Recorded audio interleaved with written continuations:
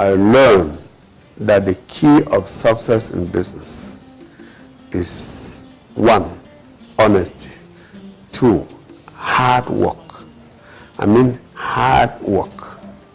There is no magic to succeed in business.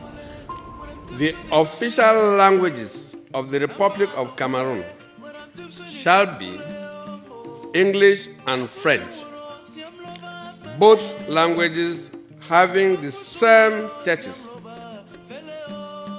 The state shall guarantee the promotion of bilingualism throughout the national territory.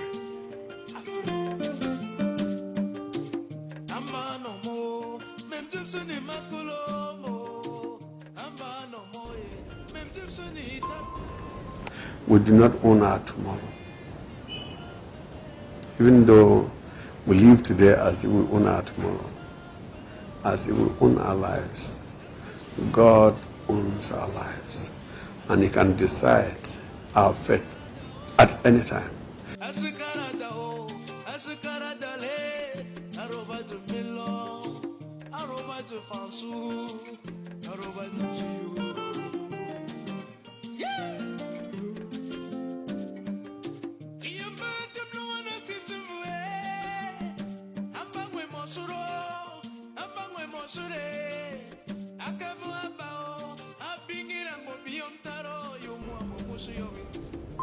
Anyone that had to go to school and had difficulties, and I had my way to help, I did it.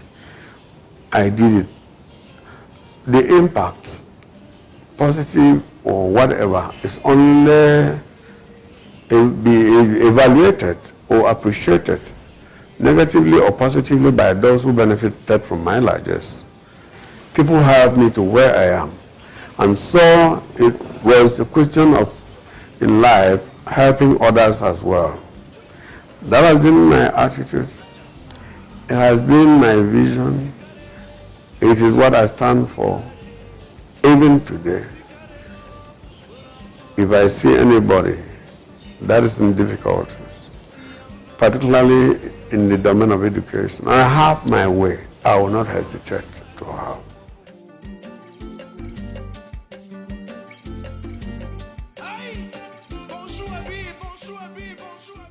My names are Awudu Mbaya Cyprian are my names, and they call me now Honorable Dr. Awudu Mbaya Cyprian. I was born in 1952, precisely in May, and on the 18th of that month, and that was the time that they were weeding the farm. And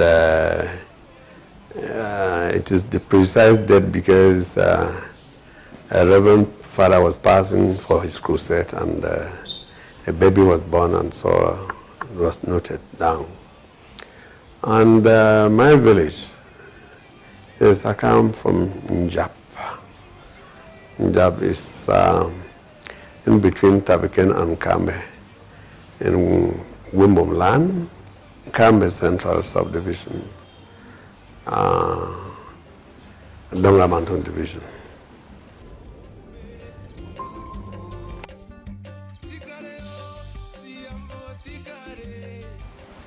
I was not really sent to school as such. I forced myself to school. I forced myself to school because I was the only male child of my father, and the first in the family. And I was helping my father, and we will go right to Mbembe, where you call Aku today, carry oil and Kenneth to come and sell. So my father or my family thought that it was not really necessary to send me to school. It was going to handicap them since I was assisting, and I come really from a very poor family at the time. So I forced myself because my age mate were going to school. Some were trekking from a very far, long distance to get to the school, which was not very far from where we were living. And so I was forcing myself there, and in fact, I would say doing it passively, because on certain Fridays, if that Friday fell on a country Sunday that we had to go to Mbembe, same route, I'll leave school halfway and satisfy my father to go with my father there. Come back, and of course on Monday, I will carry some of the goods that we brought from the kennels in particular to sell at the school. At the time you are selling, you have divided minds. You will not be able to study the same like your friends. And so I had a very difficult time going to school. But I managed at my own level at the time. So I forced my school. That was CBM that finally came was finally transformed into CBC, 1T. You see, we are living with young men and young women who live and go to school. They play the band or the drums, they play football, they tell stories, they speak English, and you just stay home. You will not be able to fit into that society. And so it was just too good to go to school. And of course, I went to school like that without uniform. Since my father was trading in oil, salts, kanwa, etc. So at one moment,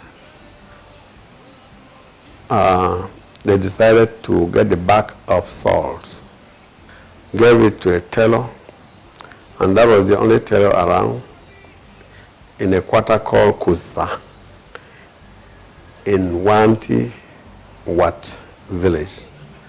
And the man took my measurements and produced me a short pant, a short knicker at the time. That's how we used to call it.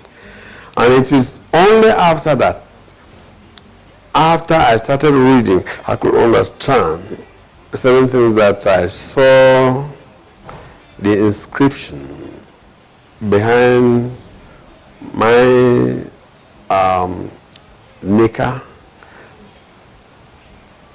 British salt, because the salt was from Britain, and you can see the writing still there, and in fact a kind of thing that would not come out quickly, even if you use the most effective detergent, Omo or whatever you call it. So it remained there throughout the lifespan of that my knicker. And of course we're wearing it only on Sundays. And on some occasions we'll come and pack it, wash it very well, put starch there from cassava. And my mother will put it, lock it inside a wooden box that my father brought from Calabar at the time. So that is how, in fact, I became so happy because I could measure with other children who had a T20, but I had British salt, which was unique and very clean.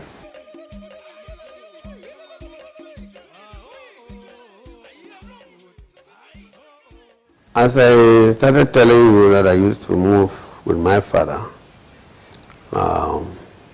who was a petty trader at the time, just managing to put food on the table. In some cases, my father used to go to Aku and would borrow a tin of oil from people he doesn't know, or people who don't know him. They see him regularly in that market. And they will give him a credit of a tin of oil.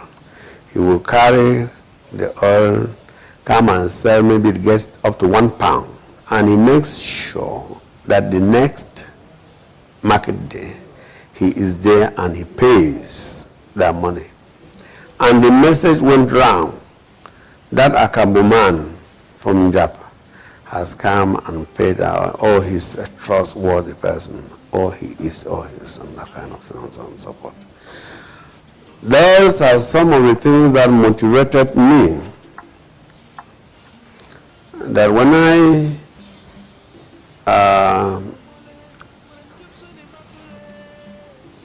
got grown up, I went into some kind of petty businesses. I had to serve some people. I served 1 or 2, 3 people.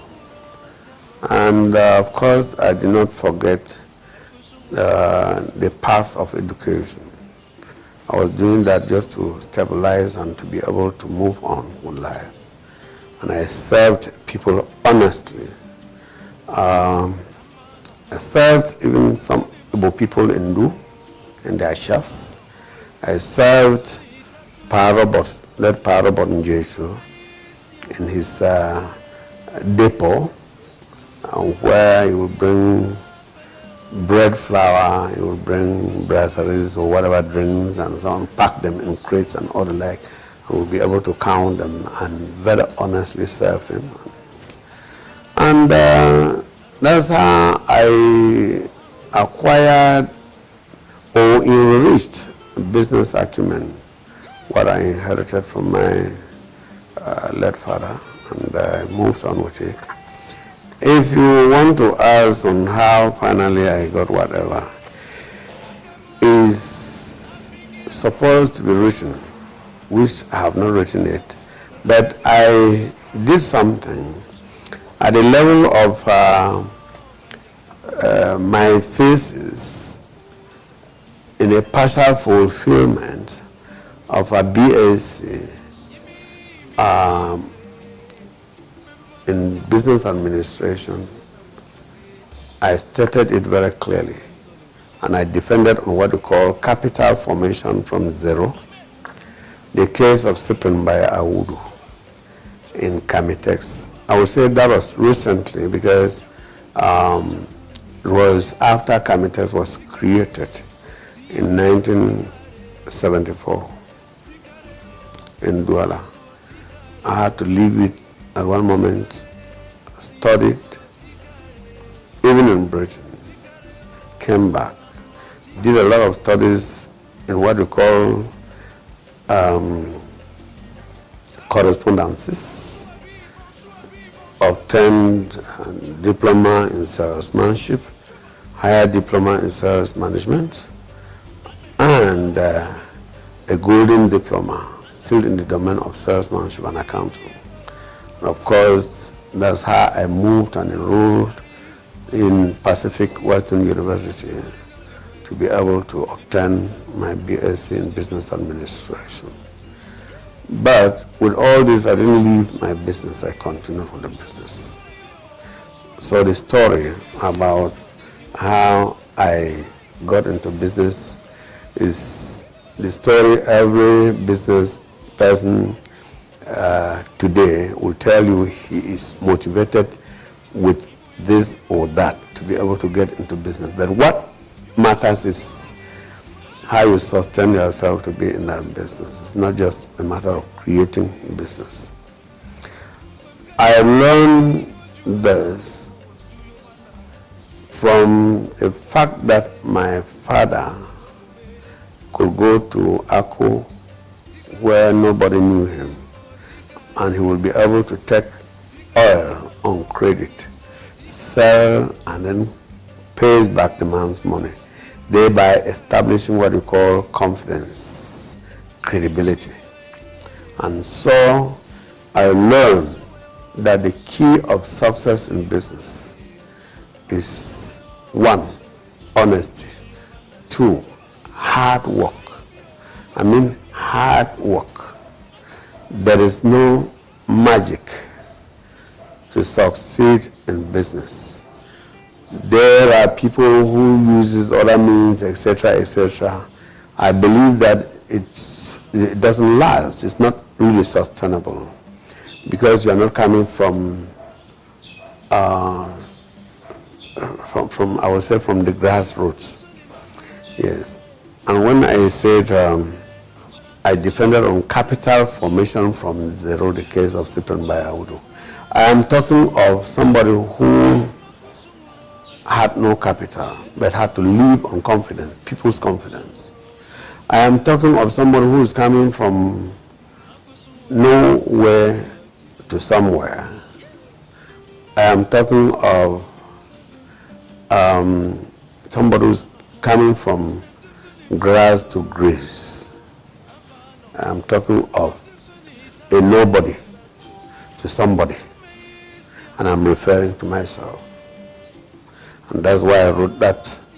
I took that topic of capital formation from zero, the case of Cyprian Mbaya Awudu.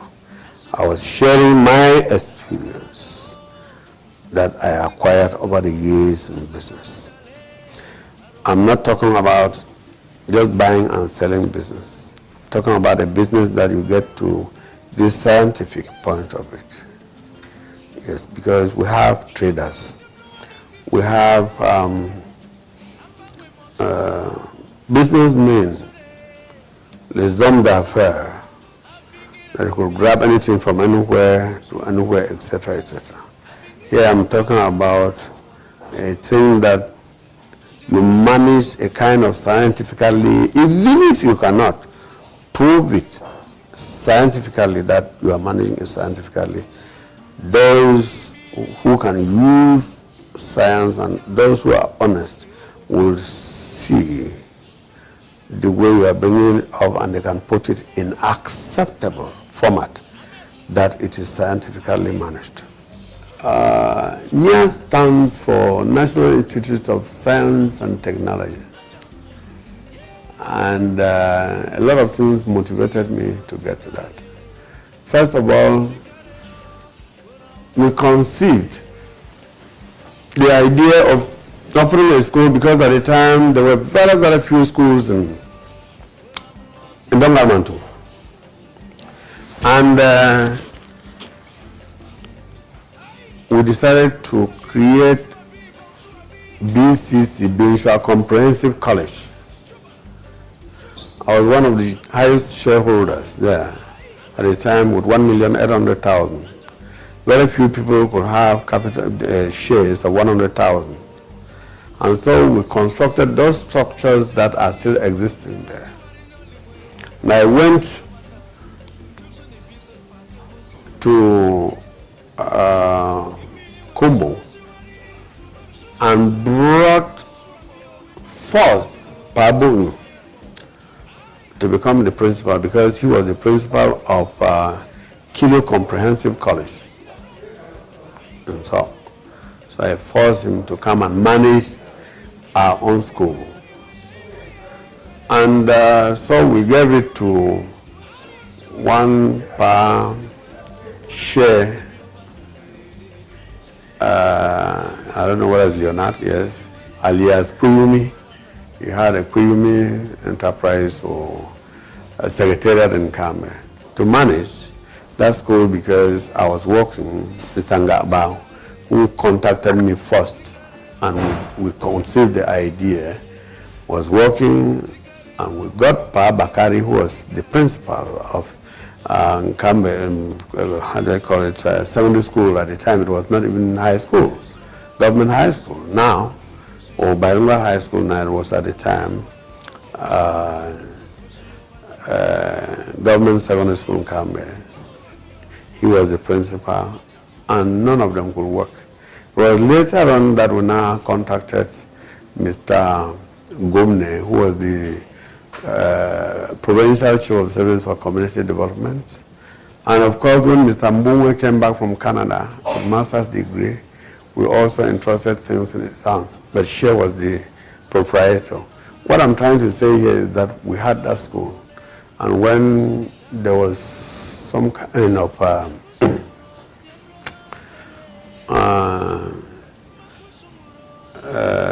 I want to say initia, when there was some kind of loss of confidence, and being one who loves education, I decided to create NIAST. You know, somebody who started studying in the 70s, 80s, will only be able to obtain his master's and a PhD in 2019. You know that he's coming from a very long way. You asked me about the doctorates, where did I obtain, etc. From the Commonwealth University, the UK. And this was not just given, it's through hard work. As I was telling you what I did at the level of BSc, here I presented a thing that was a catching area, because I was at a certain level, a level of managing growth. What the topic was, managing growth by making your people grow. You don't manage growth alone, you manage with people. And you have to impact the lives of those people through managing their growth. And that is why it was not just in business administration, but business administration and leadership. Then I will now come to your question of how I impacted the lives of many women people. It was just a question of having concern. I told you first of all on how the concern I had for the people, we had for the people to be able to open Binshaw Comprehensive College and National Institute of Arts, Science and Technology in Cambe. All this was because we cared for the people. And so therefore, anyone that had to go to school and had difficulties and I had my way to help, I did it. The impact, positive or whatever, is only be evaluated or appreciated negatively or positively by those who benefited from my largesse. Yes, because as I told you before, I grew in the hands of people. People helped me to where I am. And so it was a question of, in life, helping others as well. That has been my attitude. It has been my vision. It is what I stand for, even today. If I see anybody that is in difficulties, particularly in the domain of education, and I have my way, I will not hesitate to help. So most women people benefited from. Those who did not was probably because we did not have any contact. We didn't know ourselves. And all, many probably came to me at a time I wasn't viable to help them. So some might be angry with me that I didn't help them. I would apologize that I didn't do because I did not have the possibility of doing it. If I had the possibility, I would do it. Why not?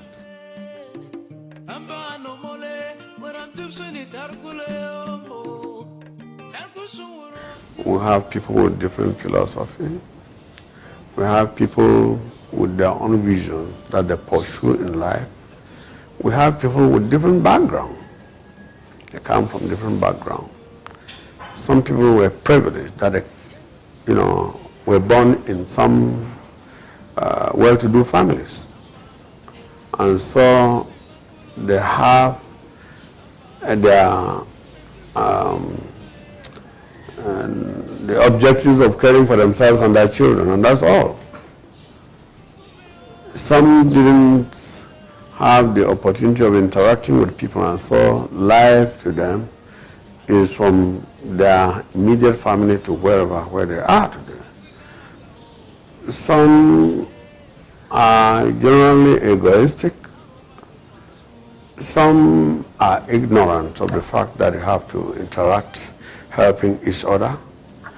Some have the will and the means is not there to do so. And so you cannot generalize the behavior of my Mbom people. But all what I know is that we unite over one thing, that Mbom land that belongs to all of us. When you talk about that, very few Mbom people will be indifferent. They will know that this is where we belong. Even if they do a thing for somebody from that land or not, they know that it is the part of it. It's where they come from. That's where there's total unity.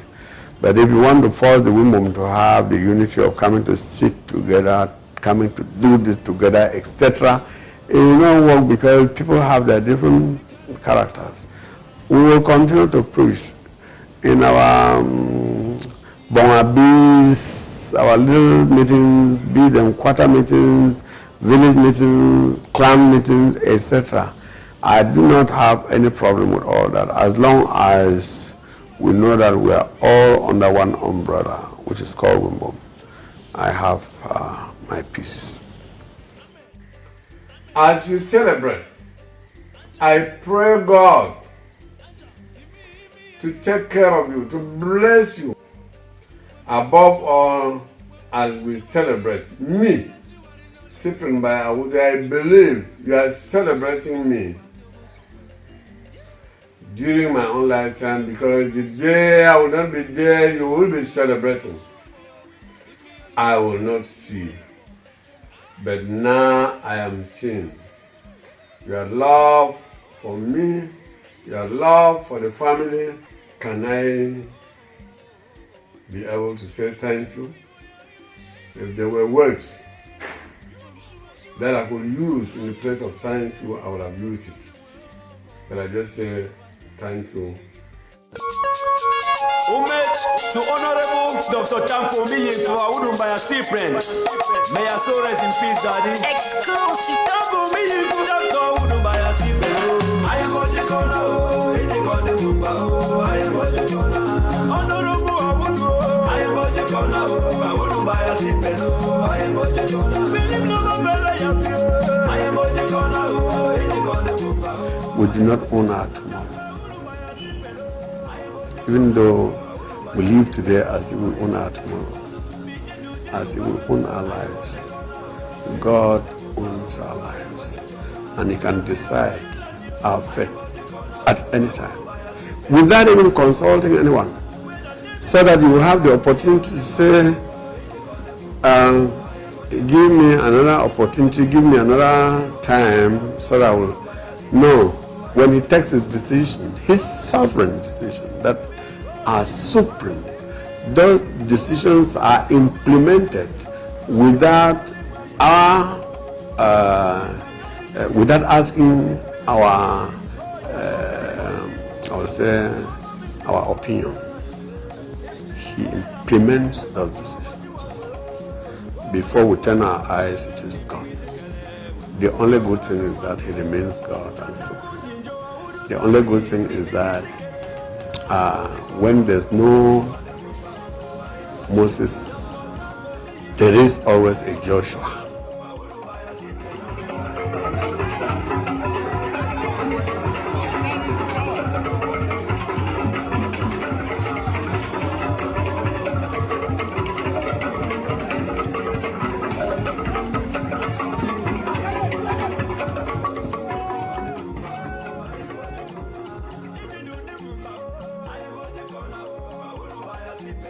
I am what you